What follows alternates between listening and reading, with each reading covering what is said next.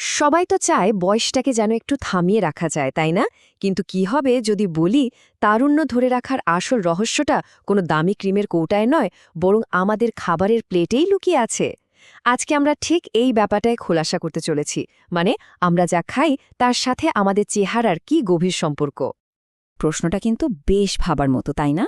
যে খাবারগুলো আমরা রোজ খাচ্ছি সেগুলোই কি আমাদের অজান্তে ত্বকে বয়সের ছাপ ফেলার প্রক্রিয়াটাকে আরও দ্রুত করে দিচ্ছে? এর উত্তরটা কিন্তু বেশ অবাক করার মতো। চলুন এর উত্তরটা খোঁজা যাক একসাথে। আচ্ছা, তাহলে চলুন একটু গভীরে ঢোকা যাক। কোন খাবারগুলো এড়ানো উচিত সেটা জানার আগে আমাদের এর পেছনের বিজ্ঞানটা, মানে আসল কারণটা বোঝা দরকার। শরীরের ভেতরে ঠিক কী এমন হয় যার জন্য কিছু খাবার আমাদের চেহারার ওপর এতটা প্রভাব ফেলে? দেখুন, বয়স বাড়াটা তো প্রকৃতির নিয়মের মতোই স্বাভাবিক, একে আটকানো যায় না। কিন্তু চেহারায় এর ছাপ কতটা পড়বে বা কত তাড়াতাড়ি পড়বে তার অনেকটাই কিন্তু আমাদের হাতেই আছে। আর তার মধ্যে সবচেয়ে বড় একটা ভূমিকা রাখে আমাদের রোজকার খাবার দাবার। তাহলে এই পুরো খেলার মূল খেলোয়াড়টাকে? সবকিছুর কেন্দ্রে রয়েছে একটা বিশেষ প্রোটিন যার নাম কোল্লাজেন। ভাবুন তো, কোল্লাজেন হলো আমাদের ত্বকের জন্য একটা মজবুত ফাউন্ডেশনের মতো, যা ত্বককে টানটান, মসৃণ আর সতেজ রাখে। এইটাই ত্বকের আসল কাঠামো। এই ছবিটা দেখলেই কিন্তু পুরো ব্যাপারটা পরিষ্কার হয়ে যায়। একদম চোখে পড়ার মতো পার্থক্য, তাই না? বাম দিকে দেখুন স্বাস্থ্যকর কোলাজেন, একটা শক্তিশালী ফ্লেক্সিবল জালের মতো। আর ডান দিকে ভুল খাবারের কারণে ক্ষতিগ্রস্ত কোলাজেনের দুর্বল, ভাঙাচোরা অবস্থা। আর এটাই কিন্তু বলিরেখা আর ত্বক ঝুলে পড়ার মূল কারণ। আমরা তো জানলাম কেন এমনটা হয়। এবার চলুন দেখি কি কি কারণে এটা হয়। এবার সেই সব খাবারগুলোর সাথে পরিচিত হওয়া যাক যেগুলো আমাদের ত্বকের শত্রু আর প্রায়ই আমাদের প্লেটেই লুকিয়ে থাকে। আমাদের ওয়াচলিস্টে থাকবে মূলত ৩ ধরনের খাবার: খুব বেশি মিষ্টি বা চিনি দেওয়া খাবার, অতিরিক্ত লবণ আর ভাজা পোড়া ও প্রসেসড ফুড। এদের প্রত্যেকেই কিন্তু ত্বকের ক্ষতি করার জন্য একেবারে ওস্তাদ, তবে এদের সবার আক্রমণের ধরনটা একটু আলাদা। তাহলে প্রথমেই আসা যাক তালিকার সবচেয়ে বড় ভিলেনের কথায়, আর সেটা হলো চিনি। একে নিয়ে আলাদা করে কথা বলতেই হবে, কারণ ত্বকের ওপর এর প্রভাবটা মারাত্মক। শুনতে হয়তো একটু বাড়াবাড়ি লাগছে, কিন্তু স্কিন এক্সপার্টসরা কিন্তু প্রায়ই চিনিকে ত্বকের ১ নম্বর শত্রু বলে থাকেন। কিন্তু কেন? কারণটা লুকিয়ে আছে শরীরের ভেতরের একটা সাইলেন্ট প্রসেসের মধ্যে। এই প্রক্রিয়াটার নাম হল গ্লাইকেশন।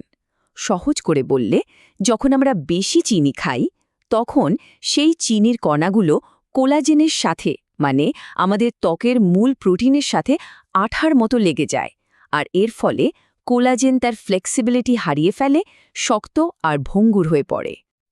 আর ভাবার কোনো কারণ নেই যে চিনি শুধু মিষ্টি বা কেকেই থাকে। চিনি কিন্তু লুকিয়ে থাকতে ওস্তাদ।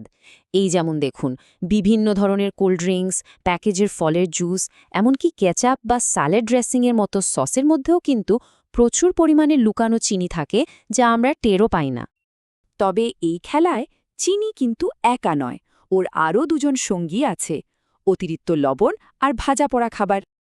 অতিরিক্ত লবণ শরীরের জলের জন্য একটা চুম্বকের মতো কাজ করে, যা আমাদের কোষ থেকে জল শুষে নেয় আর ডিহাইড্রেশন তৈরি করে। ফলে ত্বককে ফোলা ফোলা আর ক্লান্ত দেখায়। ব্যাপারটা অনেকটা একটা তাজা আঙুর শুকিয়ে কিসমিস হয়ে যাওয়ার মতো। ত্বকের ফাইন লাইন্স বা হালকা ভাঁজগুলো তখন অনেক বেশি স্পষ্ট হয়ে ওঠে। আর ভাজা পোড়া খাবার, সেগুলোর প্রধান অস্ত্র হল ট্রান্সফ্যাট।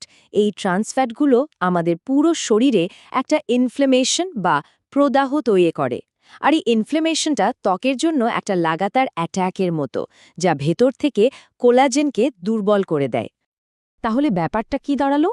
একদিকে লবণ ত্বককে ডিহাইড্রেট করে দিচ্ছে, অন্যদিকে ভাজা পোড়া খাবার ইনফ্লেমেশন তৈরি করছে। মানে ত্বকের উপর এটা একটা ডাবল অ্যাট্যাক।